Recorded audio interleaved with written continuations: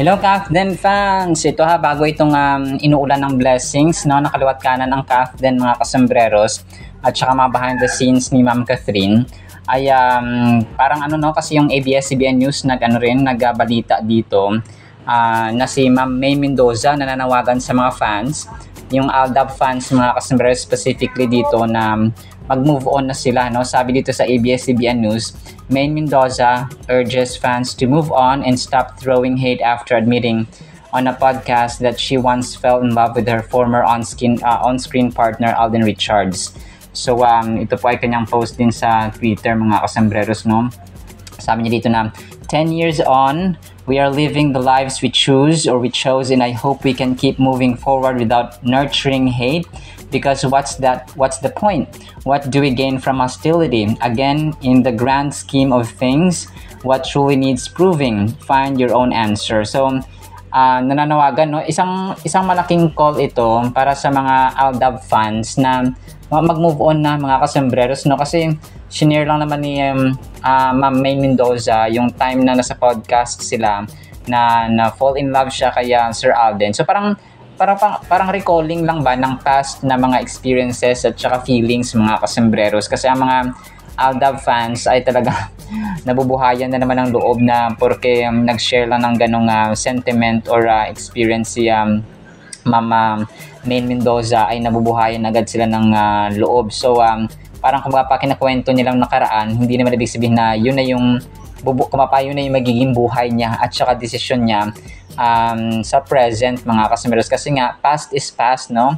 Yun ang gustong sabihin ni Ma'am May Mendoza, and mahirap na medyo ito yung parang sasabi ni Sir Alden na ayaw na niyang parang sa isang on-screen partner, kasi pag sobrang dami na ng fandoms parang nadala na siya na iba rin pala yung epekto kapag sobrang laki na ng fandoms ng isa, o parang sobrang sikat na ng love team na yon, parang didiktahan ka na ng fans mga kasembreros. Kaya mas pinipili niya maging secret, no, at saka private but not secret yung kay Ma'am Catherine mga kasembreros. So parang nadala na siya dito, kung kaya ngayon parang hindi na rin siya pumupunta sa Itbulaga or sa podcast ng Itbulaga mga kasembreros para na rin makaiwas sa mga issue dito nga kaya Ma'am May Mendoza mga kasembreros. And yung mga fans lang talaga kapag parang sa realidad ng buhay natin, no, minsan may kailangang pag-usapan sa nakaraan, pero hindi ibig sabihin na babalikan mo yon tapos magiging kayo na parang ganun, respeto na lang, no, kasi nga si Ma'am May Mendoza ay may asawa na si Sir Arjo Atayde. So parang yung mga fans lang talaga na iba, parang hindi sila talaga makamove on. That is why si Ma'am May Mendoza na mismo yung nag-post dito na tigilan na, no, yung yung pagbabalik ng mga past na mga Aldab ganun. So they're good friends and may closure sila. Yun ang nabasa ko sa isang post na may closure sila mga kasembreros. Yun po yung mahalaga na sila mismo alam nila sa sarili nila na they're totally okay, no? They're good friends mga kasembreros, si Sir Alden nga at saka si Ma'am May Mendoza, kung kaya tigilan na yung pagbabalik ng past mga kasembreros na magiging Aldab ulit ang tandem. So yun po, no. So naisingit ko lang kasi nga talagang related talaga kay Sir Alden. Tapos ang iba parang binabackfire nila si Sir Alden. So pinagtatanggol dito ni Ma'am May Mendoza actually si Sir Alden nga, no, kasi nga parang siya yung pinagbubuntunan ng dami na namang issue, gender issue and so on mga kasembreros. So maraming speculations na hindi dapat patulan. So yun po. So ito na nga yung mga behind the scenes ni Ma'am Catherine. So maliban dun sa Betadine, ito yung Betadine na vinlog natin kanina na part ng kanyang bagong endorsement ay ito yung video mga kasembreros, no? At saka behind the scene na rin. So si Ma'am Catherine dito ay parang ito nakakulay violet, tapos nakakulay basta siya parang pang girly pala ito, no. Akala ko yung Betadine kasi dito ay pinangano sa sugat mga kasembreros. Sobrang ganda ni phenomenal box office queen dito, oh. Tapos ang kulit ng kanyang ginagawa dito mga kasembreros. So as usual, parang nilalaro nilang talaga ang nilalaro nilang talaga ang bawat endorsement mga kasambreros. So yung iba dito, parang sina Ma'am Bianca Gonzalez or Bianca Gonzalez. Tapos yung iba ay hindi ko kilala mga kasambreros. So pero si Ma'am Catherine nga ang pinaka leader ng mga bibi. May 3 bibi. So leader ng endorsement ng brand na ito mga kasambreros. And then yung cream silk, no, talagang kaliwat kanan si Ma'am Catherine mga kasambreros. Yung cream silk din, no, naglabas ng kanilang behind the scene si Ma'am Catherine dito mga kasambreros, no. Tapos parang yung kulay naman na ginawa niya dito or parang motif nila ay parang orange or parang parang orange na yellow mga kasambreros, no, kasi dati pink eh. So ngayon ay orange naman siya mga kasambreros. So maliban kay Ma'am Nadine Lustre, pero ngayon parang nagsulo si Ma'am Catherine dito sa cream silk na ito mga kasambreros na kanyang brand endorsement or brand endorsement mga kasambreros. Sobrang ang daming ang hashtag naman nila dito ay power to evolve mga kasambreros. So kaliwat kanan ang endorsement talaga ng Kathleen mga kasambreros. The most in demand yon. So gusto kong sabihin yun, the most in demand love team. Hindi man love team, parang tandem mga kasambreros na tayo lang nakakaalam ng mga Kathlenatics. And then ito, so congrats no kay Pops Alden kasi parang ang taas ng rating nila nung Sabado na episode mga kasambreros ng Stars on the Floor, no? Ang sabi ng Alden Richards Troopers Art mga kasambreros, congratulations Stars on the Floor. Congrats Alden Richards. Watch Stars on the Floor every Saturday 7:15 p.m. hosted by Asia's multimedia star Alden Richards. So 8.7, tapos may mga pictures dito ni Sir Alden mga kasambreros, no? 8.7. So mataas ito na rating mga kasambreros, no? Para sa mga palabas po. And then ito, no, ang Chief Operating Officer na si Sir Vince po ay nag-birthday, no, tapos binati siya ng Myriad, which is si Sir Alden nga yung co-founder or main founder mga kasambreros ng Myriad Entertainment. So sabi nila, happiest birthday to our dearest Chief Operating Officer na si Sir Vince. Thank you for the constant guidance and leadership you share with the team. Your dedication and vision inspire us to keep striving for excellence every day. Wishing you more happiness and blessings ahead. So ito pala si Sir Vince mga kasambreros. Minsan dito nakita ko sila sa picture pero hindi ko sila ma-recognize mga kasambreros. So Sir Vince pala ito, no? Isa sa main chiefs ni Sir Alden Richards. And then ito, so sobrang cute ng ginawa ng isang fan. So parang inedit niya mga kasambreros ng animation yung yung Hello Love Goodbye nila na outfit mga kasambreros ni Sir Alden dati. Parang sa Metro style yata ito ay inedit nila, no? Yung Catherine naging red tapos may cap. Tapos si Sir Alden naman naka-tuxedo na parang mga Malaysian actor and actress sila mga kasambreros. Tapos yung Catherine naka-jeans po, no? Ang kulit lang. Tapos parang parang jersey, parang siya. Basta may number yung kanyang damit mga kasambreros. So ayun po. And then ito, next item natin. So dito ko sobrang lalim at sobrang touching nito mga kasambreros kasi parang na-recall ng isang ng Alden Richards Troopers Art mga kasambreros yung advocacy, yung goal at saka yung buhay ni Sir Alden na family over love life. Parang isinantabi niya yung kanyang love life, no? Kaysa sa kanyang pamilya mga kasambreros. Ganyan kamahal ni Alden Richards ang family niya. Ayaw niya na kasing balikan yung time na kung saan sila nangungutang nung nagkasakit ang mami niya. So he is a goal-oriented kind of person at hindi siya manggagamit ng tao para lang sa career niya, and in the end makakasakit lang. So he'd rather be single at mapagbintangan ng kung ano-ano kaysa manggamit ng tao. Kaya mahal na mahal kita, Paps. At tinangaan kasi iba muna, inuuna mo bago ang sarili mo. Praying for your success and true love na rin sa tamang panahon. So, may mga nababasa kasi ako na parang yung time na nag-birthday si Ma'am Catherine, parang ang point nila doon is in-invite daw si Sir Alden Tapos parang, alam niyo yung parang term na, pangit nung term na parang ginamit daw siya, yung kanyang kaperahan, parang dahil sa sobrang kind ni Sir Alden or generous, parang hiningan ng hiningan, parang siya yung ginamit and so on, mga kasembreros. Para sa akin, yung sa birthday na iyon, hindi po yun panggagamit ni Ma'am Catherine or ng iba pang mga tao dyan. Yun po ay, kasi kasama rin sila Ma'am Kakay, di ba? Yung team ng Hello Love Goodbye dati. Tapos, kung nagbigay man si Sir Alden, that was out of his generosity, mga kasembreros. Hindi naman siguro pinilit ni Ma'am Catherine kasi bilyonarya rin si Ma'am Catherine. Hindi naman parang kabawasan yun sa Ma'am Catherine na gumastos. And in the first place ay birthday naman ni Ma'am Catherine yun.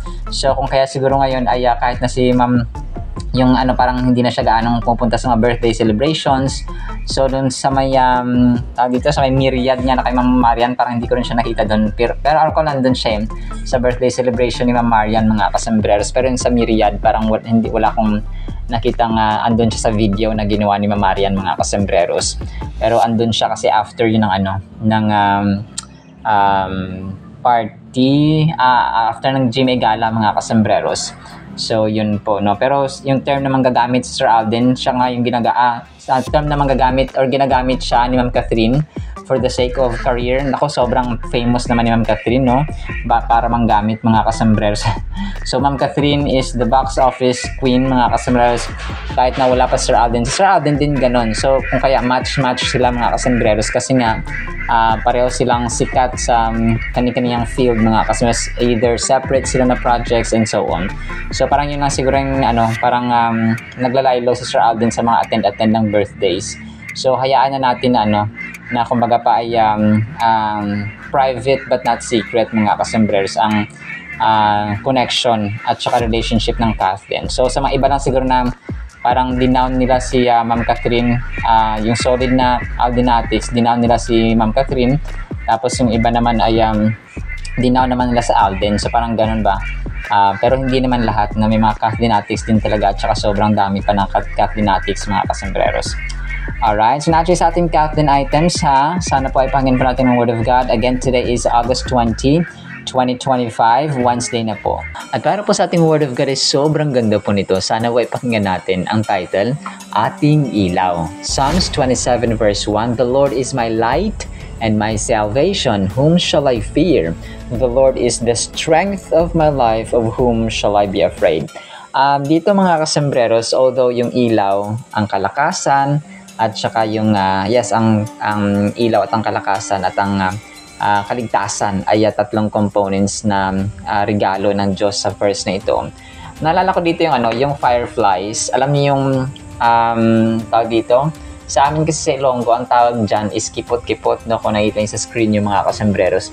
Kipot-kipot.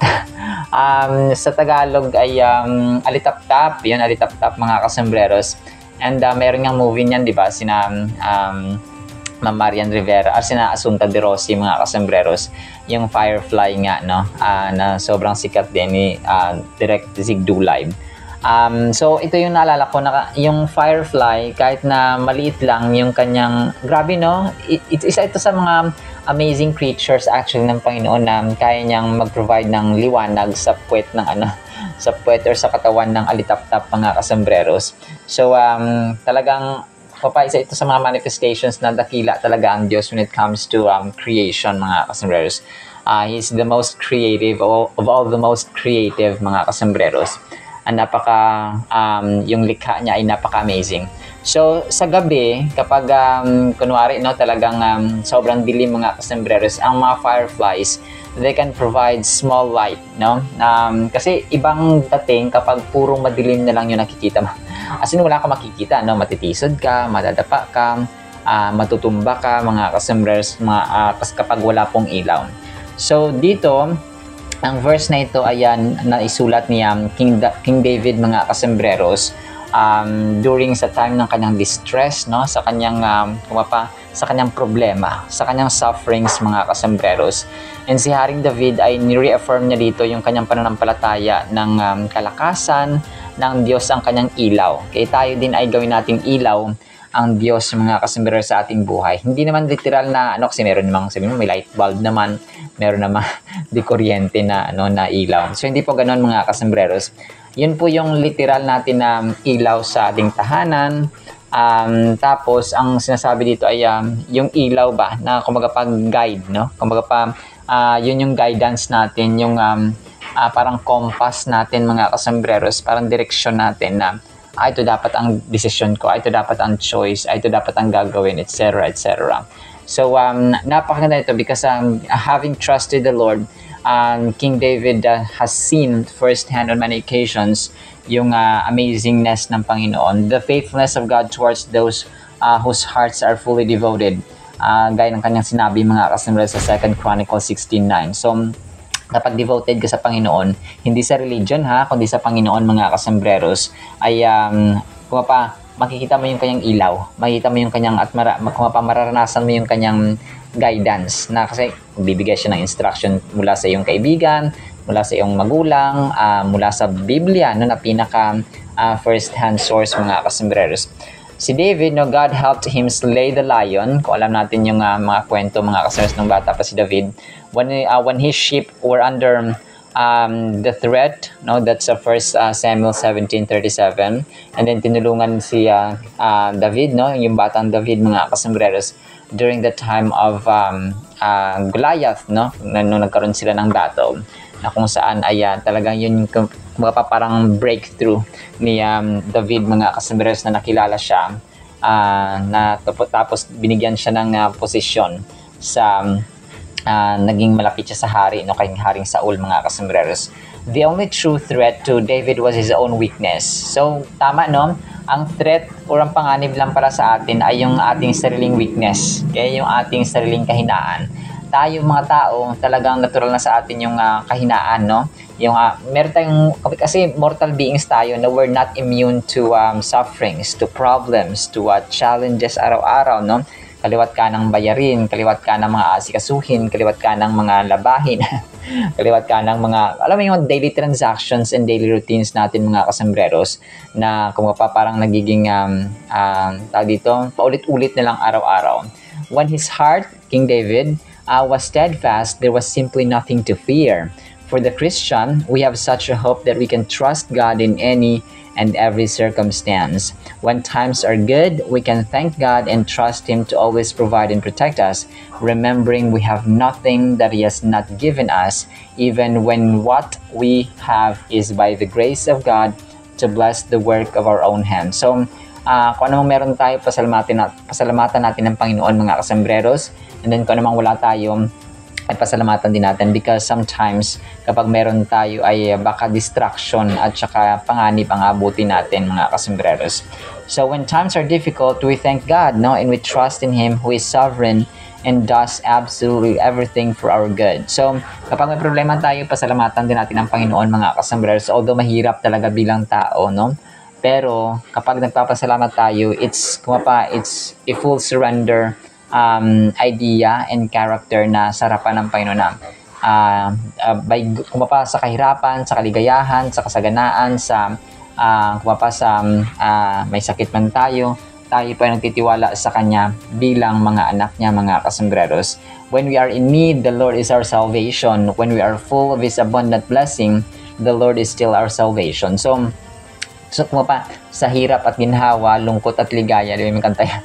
Sa hirap at ginhawa, lungkot at ligaya, kami kasama. Parang ganun mga kasombreros, that's Apo Hiking Society. Pero God is more than Apo Hiking Society mga kasombreros. So sabi nga na dito, the Lord is my light, ilaw natin mga kasombreros. And tumutukoy ito sa ating Panginoong Jesus din, when our Father or God the Father sent His Son, the Lord Jesus Christ, who is the light of the world. That's confirmed mga kasombreros sa John chapter 8 verse 12, Talagang ang Diyos at si Jesus Christ ay ang ilaw. Parang siya yung, hindi na parang, talagang siya yung ilaw na hindi namamatay, hindi naubusan ng battery, hindi kailangan ng kuryente, hindi kailangan ng human help or human hand mga kasombreros para maging ilaw natin, because He Himself, yung glory niya, yung kanyang yung aura niya mga kasombreros, and who He is, ay sapat na ang ilaw na ito ay hindi namamatay because He Himself is the source. Mga grabe, no? Alam nyo, napakatindi ng verse na ito. Talagang parati natin itong i-declare when we pray, every time we kneel down to God, mga kasambreros. Let's declare Psalms 27 verse 1 na ang Diyos natin ay ang ilaw natin. Siya ang ating kalakasan, siya ang ating daan, siya ang ating gabay, mga kasambreros, at siya ang ating kaligtasan. Grabe, no? Sa lahat ng seasons ng ating buhay, mapa-up, mapa-down, mga kasambreros, kailangan tayo po ay nasa tabi at kailangan ginagawa nating leader at Panginoon ng ating Diyos, mga kasambreros. And sabi nga na dito, no, sa verse na John 8:12, which is related dun sa the Lord is my light. The people that walked in darkness have seen a great light. So that God is the light for our path. He is the light of truth and He is the illumination of our salvation. Kasi ang tao, kapag hindi siya sa liwanag, namumuhay siya ng hindi niya alam ang katotohanan. Kaya maraming tao ang hindi alam ang katotohanan because they don't have time to read the Bible, which is the source of truth, mga kasambreros, ang source ng katotohanan. Ang mga balita, ang mga tao, pwede magsinungaling yan, no? Ang kung ano man naririnig at saka nakita natin sa mga posts, pwede magsinungaling yan, mga kasambreros. But the Word of God, no, and He Himself cannot lie because He's not, He's the truth, no? He's not lie, mga kasambreros. So, si Satanas lamang po ang father of lies, no? Puro kasinungalingan at tatay ng kasinungalingan si Satanas. And my salvation, sabi niya pa dito sa verse niya, no, we do not trust in might or wealth or in any manifestation of our own strength to save us. We surrender to God and put our faith in His perfect Son, that's Jesus Christ, our ultimate salvation from our sin and from the wrath of God for sin. So that's John 3:36, mga kasambreros. So grabe, no? Sabi mo dito, whom shall I fear, no? Sino ang ating katatakutan? Kung ang Diyos ay panig sa atin, sino ang ating katatakutan, mga kasambreros mo? Wala po talaga. And sabi niya dito, if the Christian feels afraid, he can rest assured that his fear is not from God. So ang takot, kapag natatakot tayo, may takot kasi na divine fear, eh. Natatakot tayo sa Diyos, pero natatakot tayo sa, kumpara mas natakot sa mundo, no? Yung fear natin sa mundong ito ay hindi yan galing sa Diyos, mga kasambreros. So, if you're afraid of God with love, no, out of love, na driven by love, mga kasambreros, and compassion and grace, so sa Diyos po yan galing. Pero kapag tayo po ay takot lang sa mga bagay-bagay sa mundong ito, ay galing po yan kay Satanas, mga kasambreros, and be careful. The Lord is the stronghold of my life, of whom shall I be afraid? So, ito yung pinaka-last stanza niya. So, stronghold, no, sinasabi dito is fortress yun, mga kasambreros. Isang matibay na muog, matibay na takbuhan, matibay na shelter, bato na bahay, mga kasambreros, na hindi nagigiba kahit na anumang disasters or calamities ang darating. So ang Diyos natin ay ang ating stronghold, kung kaya hindi po dapat tayo natatakot. Kasi nga ang Diyos natin in the first place ay the strongest, unmatched, matchless, mga kasambreros, and unfathomable na light at stronghold na salvation at kalakasan ng ating buhay. Grabe, no? Ang ganda nito, mga kasambreros. Pero in the meantime, no, yan lamang po sa ating Word of God. Sana po ipagpalain po tayo ng pag-ibig, pananampalataya, pag-asa in the mighty, holy, sweet, strongest among the strongest, the name of our Lord Jesus Christ. And everyone said, Amen and Amen. See you sa next segment, mga source, and paalam po. I love you.